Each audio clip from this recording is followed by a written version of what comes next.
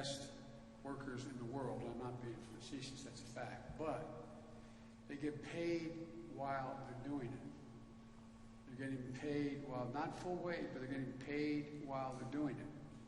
And that's why these union apprenticeship programs are so critically important that they stay this way. It matters. People can still make it while they're learning a trade that's going to put them in good stead the rest of their lives. It was great to see some of the practical hands-on experience that apprentices and journeymen and women here receive. And while, as I said, earning a wage as a benefit. You know, it's a bit quieter here than usual because of COVID-19 restrictions. But the pride of these workers who are learning the skills that will carry them throughout their careers is still unmistakable. My father, and I apologize to the press who follows me for repeating this, but it warrants saying every time.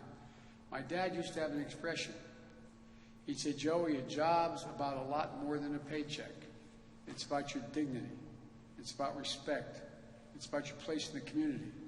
And he'd end by saying it's about being able to look your kid in the eye and say, honey, it's going to be okay, and mean it.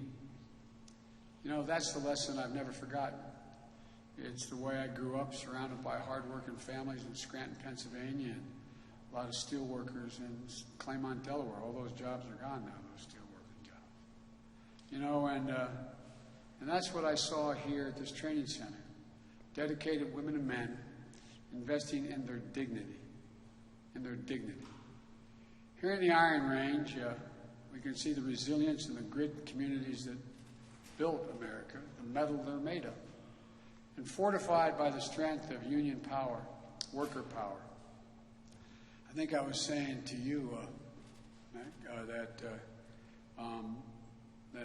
you know, my dad had another expression. The only way to deal with the abuse of power is with power. And the only real power for workers in America is union power. You're the folks that keep the barbarians on the other side of the gate and making sure that people can make a decent living. And folks, but here, like everywhere else, times are hard. Unemployment is way up due to the pandemic. Fewer workers can be on the job at one time in order to abide by social distancing rules. And the economic outlook for next year, including for the building trades, is more uncertain than it need be. Here in Minnesota and all across the country, there are plenty of folks who are hurting. They're worried about making their next mortgage payment. They're keeping their rent payments in check. They see the people at the top of the heap doing very well. An incredible number. Billionaires in America during this pandemic have made another $300 billion. Hear what I just said? In the middle of the pandemic. They're left to wonder, as a consequence, ordinary folks, who's looking out for me? You know, that's been the entire story of Donald Trump's presidency. And now, in the midst of this unprecedented national crisis, Trump has given up on even pretending to do his job. Almost 200,000 lives lost in the last 6 months. And experts tell us now, the same studies have relied on, the administration has relied on to predict what's coming next, that we're going to lose another 215,000 lives between now and January 1st. The United States has another 36,000 new COVID cases per day. Another average 1,000 deaths a day. Just across the border, figuratively speaking, a stone's throw into Canada. One day earlier this month, the United States had 1,000 deaths of COVID. Canada had 0. Just 3 days ago, I believe it was. America had 1,200 deaths. Canada had 9. So many lives lost unnecessarily because the president is only worried about the stock market and his re-election. You refuse to do what you're doing right here in this program. Social distance, wear masks, sanitize. You're protecting your apprentices. He's not protecting America. It's estimated by the scientists that if we just wore masks nationally, we'd save 100,000 lives between now and January 1st. Let me say that again. If we just wore masks nationally, we'd save 100,000 lives between now and January, according to the same study. You know, and it was estimated by a great medical school, Columbia Medical School, that if the president had just started 1 week earlier in March than he did, we'd have 36,000 more people that sit at the dinner table tonight, or being able to put your arm around grandpa or grandma tonight.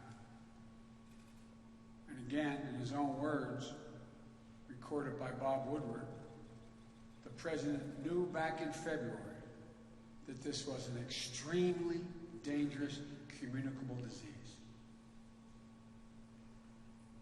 Think about it. How many people across the Iron Range? How many empty chairs around those dinner tables? Because of his negligence and selfishness. How many lies said and lives lost? Imagine if he had just, maybe on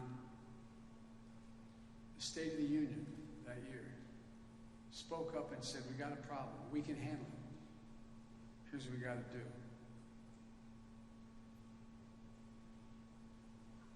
I can't think of any president who's ever acted, in my view, so selfishly about his own re-election instead of his sworn obligation to protect and defend the American people. As I said last night in my hometown, I view this campaign as between Scranton and Park Avenue. All Trump sees from Park Avenue is Wall Street. That's why the only metric of the American prosperity for him is the value of the Dow Jones. Like a lot of you, I spent a lot of my life with guys like Donald Trump looking down on me. Looking down on the people who make a living with their hands. People who take care of our kids. Clean our streets. Maybe what bothers me most is the way he talks about, reported he talks about from too many sources confirmed by many outlets, where he's talked about the men and women who joined the military and gave full measure for their country as suckers and losers. Unless you think it's made up, remember how he was talked about John McCain, political opponent but a close friend who I did his eulogy. John McCain was no sucker, a loser. He was a hero. My son will volunteer and spend a year in Iraq, won the Bronze Star, the Conspicuous Service. He wasn't a loser or a sucker. He was a proud patriot. These are the guys I always thought they were better than me, better than us, because they had a lot of money. Guys inherit everything they got and still manage to squander. I have to admit, which I guess is coming out and pretty obvious, particularly relative to Trump, I just have a little bit of a chip on my shoulder about these guys. Recently, and I probably shouldn't have said it last night, but I did. Recently, I read some stories and was asked questions by a leading columnist that went like this. You know, if you get elected, you're going to be the first guy in a long time elected president without an Ivy League degree. Like somehow, a kid who went to a state university didn't qualify to be president of the United States unless had an Ivy League degree. Let me tell you something. I know how to do the job of being president. It's pretty clear.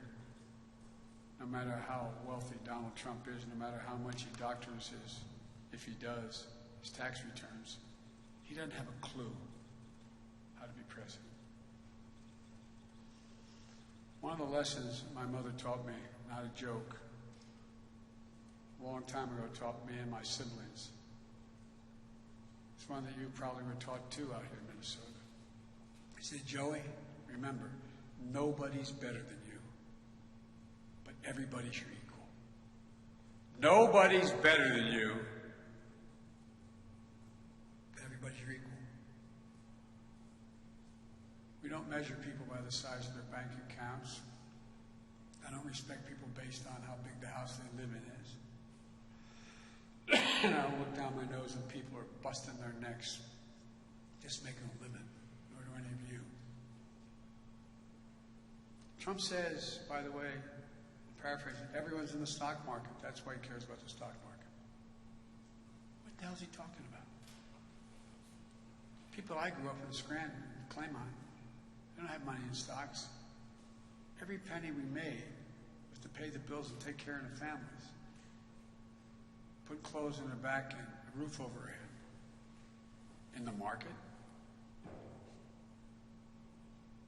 That's why I have a different measure for which I judge the health of the American economy. My measure is Scranton, Duluth, Hermantown. Places where I grew up, so many people I know grew up. I see hard-working women and men who are just trying to earn an honest, decent living to take care of their families. They can just have a little bit of confidence, they can just see around the corner. They don't have to live literally from paycheck to paycheck. Most do, but hope for a little bit of space. Now the American people have seen these women and men, the essential workers. Workers who stocked the shelves in the middle of these crises in the grocery stores. Drivers who drove the trucks, delivered the food. Farm workers. Nurses who risked their lives, in many cases gave their lives in the middle of this pandemic to save other people. Essential workers. And when they walk down the streets and people come out and clap pans and pots together, tell them how much they're appreciated. That's not enough. They're not asking for anything. They're just asking for a shot. I remind you, given a shot, the American people have never, ever, ever, ever let their country down. So it's about time we start to pay essential workers for the fact that they're essential. The blinders have taken off the American people. I think they're ready. They're ready to insist that a minimum wage be $15 an hour. They're ready to insist that people have child care and access to it. They're ready to admit and understand the needs that average Americans have. That's why my Build Back Better plan, in fact, my entire campaign is built upon a simple concept. It's time to reward hard work in America, not wealth. Reward work, not wealth. We have to penalize wealth. But it's the opposite now. We reward wealth and not work. We're going to have to rebuild an economy in the wake of COVID-19. And as we do, we have an incredible opportunity to make long overdue investments for working families. And to make sure the wealthy, the very wealthy, and the big corporations finally begin to pay their fair share. I'm not looking to punish anybody. Just pay your fair share. It's time we give hard-working families who literally built the country through their skills and their sweat and their blood, like the United Brotherhood of Carpenters and Joiners, a leg up for once. I have a big, ambitious plan that bets on the American worker. My plan is going to create millions of good-paying jobs, building the products and technologies that we need now and in the future. And it starts with a pretty basic idea. When the government spends taxpayers' money, we should spend that money to buy American products made by American workers and in American supply chains to generate American growth and opportunity. My plan would tighten the rules to make Buy American a reality. During my first term alone, we're going to invest $400 billion of federal money that you go out and spend, that I have control over as a president or an administration, to invest and purchase products and materials our country needs to modernize infrastructure, to replenish critical stockpiles, to enhance our national security. I was just going through the apprentice program with one of your carpenters, and he showed me how to read blueprints. And I'm a frustrated architect. I just love building. My kids years ago bought me a light board. I have no professional training, but I like, and I carry around a graph paper. I'm always making up and designing homes and landscapes. That's my way out. Some people can paint, I can't.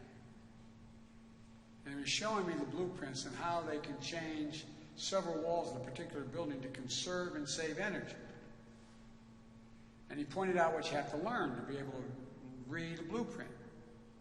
And I pointed out to him that my Buy America plan, he said, by the way, not me, this carpenter said, and by the way, we can kill two birds with one stone. He didn't use that phrase. He said, we can do two things at once. He said, we can improve the environment by using less energy to operate this building and create more jobs. And I said, I'm going to send you a copy of my plan. My Senate colleagues know it, exactly what it is. My Buy American, Build America plan calls for literally what we started in our administration and couldn't finish, retrofitting 4 million buildings in America that are leaking millions of gallons of energy now. In the process, creating the 4 million jobs for skilled labor, replacing windows, insulation that works, making sure that the unit is tight, including retrofitting 2 million homes. All of it done at a prevailing wage with union labor, creating hundreds of thousands of union-certified jobs.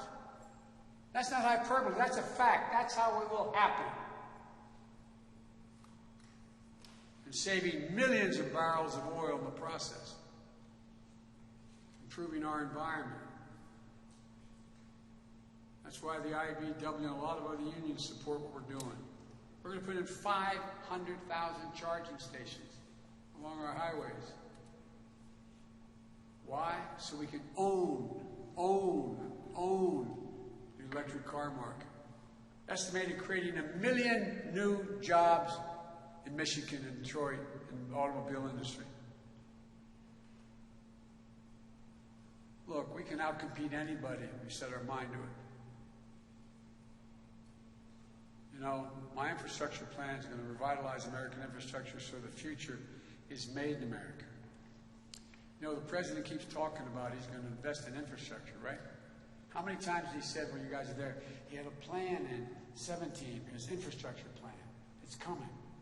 Then he had one in 18. Then he had one in 19. Then he has one for 20. Just like his non-existent health care plan that's coming next week. He has no plan. When I got started, this wasn't a partisan issue, dealing with infrastructure. Republicans wanted to build solid infrastructure to make us first in the world.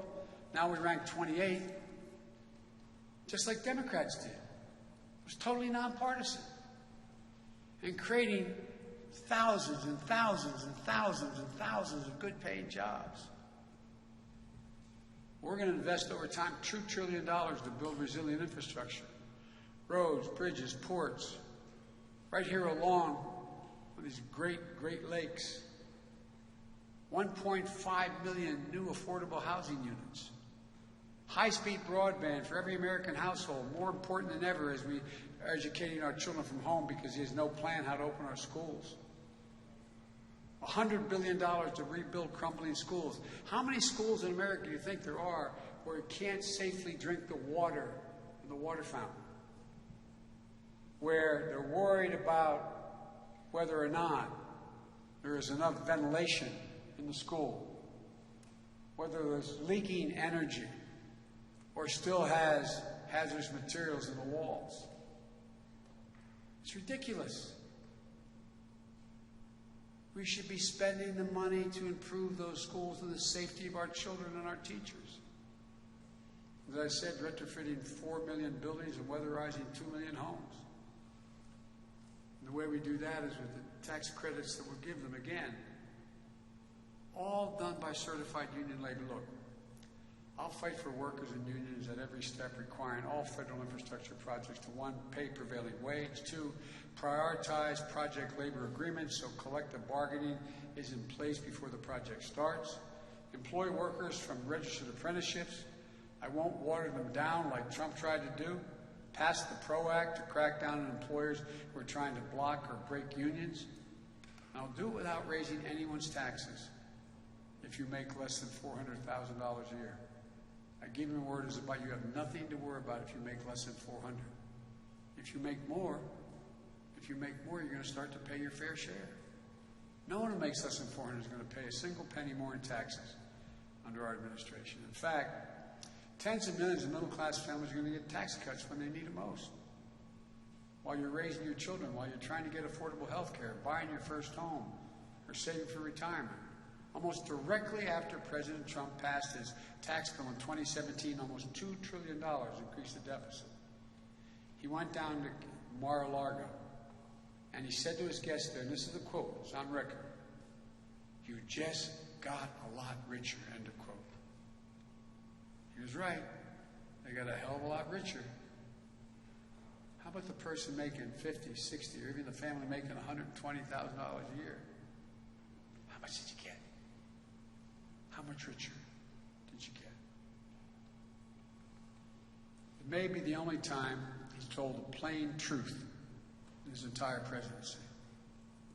In 2018, the year after that tax cut passed, 91 corporations in the Fortune 500 paid no income tax. Zero tax. Zero. Making billions of dollars, paid zero tax. I guess you guys got all your taxes eliminated too, right? He said it was going to be the lowest, he was going to lower the cost of prescription drugs. But guess what? Instead, Big Pharma got billions of dollars in tax cuts, sent their manufacturing of those drugs overseas, then unconscionably raised, so they'd be cheaper for them to produce, unconscionably raised the prices to ordinary Americans. How many of you people knew your mothers, fathers, uncles, aunts, friends, or to choose between getting a prescription, not a joke, and putting dinner on the table? Now he says he's going to cut drug prices. Like he's going to have a health care plan. All he's done, and there's this big thing about he's calling a drug prices cut. All he's done, he sent to the HHS, Health and Human Services, he said, study the issue. I have a clear plan. I guarantee I'll lower prices in America for drugs by allowing Medicare to negotiate drug prices, which he said he would do. The House and Senate were ready to do it, and he said he'd veto it if he got it. If you want to participate in the Medicare program, you got to negotiate with Medicare for the price of that drug. So significantly lower prices. And for any new specialty drugs that don't have competition that are launched, I'm setting up a review board to recommend a reasonable price based on the board's evaluation.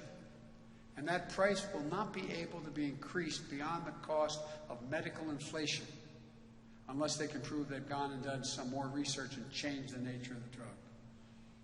And now astonishingly, and when my staff told me this, I know both the senators knew this, but when they told me this, I said, he can't be proposing this.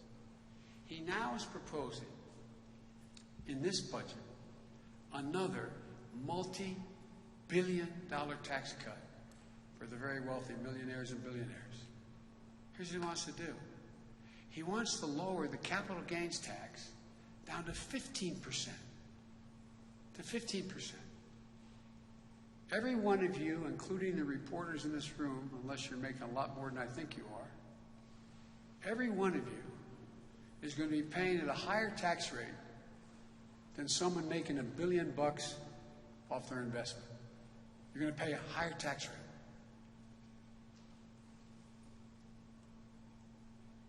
Because they make their money by investing, not by the sweat of their brow. Another tax cut worth billions of dollars. And whose hide do you think that's going to come out of? Where does it come from? The deficit is already bonkers. Where do you think it's going to come out of? Come out of you and the programs and things that help the American people. Like I said, it's about time we start rewarding work, not wealth. Look, I'm not looking to punish anybody. But damn it, it's about time the super wealthy in corporate America start paying their fair share. That's all it is, just pay their fair share.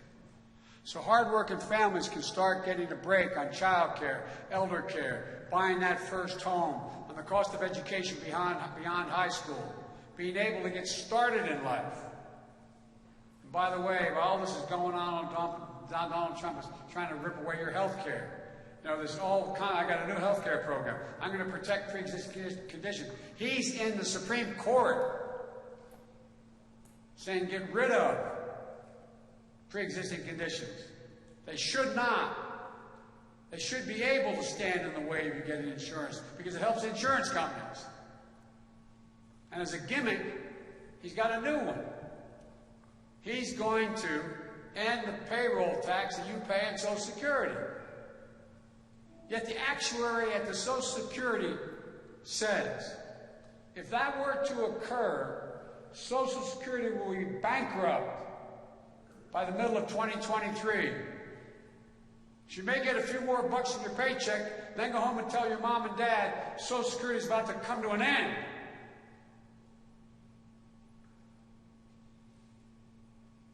They've never liked Social Security and Medicare to begin with. So look, we can't let this happen. That Social Security will run dry by 2023. We're so much better than this. This is the United States of America. We have never, ever, ever, ever been unable to do something when we've done it together. Never. So it's time to stand up. Democrats and Republicans. I said last night, and I know my colleagues know sometimes Democrats get mad at this. I'm running as a Democrat. But I'm going to be president of the United States, not president of the Democratic Party. We must unite this country. It's the only way we can move forward. And I believe the American people are ready for it. And I believe in half a dozen or a dozen of our Republican colleagues who've been unable and unwilling to have the guts to take him on because he's so vindictive. With him gone, I think they're ready to work. Not in everything, but an awful lot. It's time to take the country back, folks. And it's going to start here today with voting in Minnesota. So God bless you all, and may God protect our troops. Thank you. Thank you.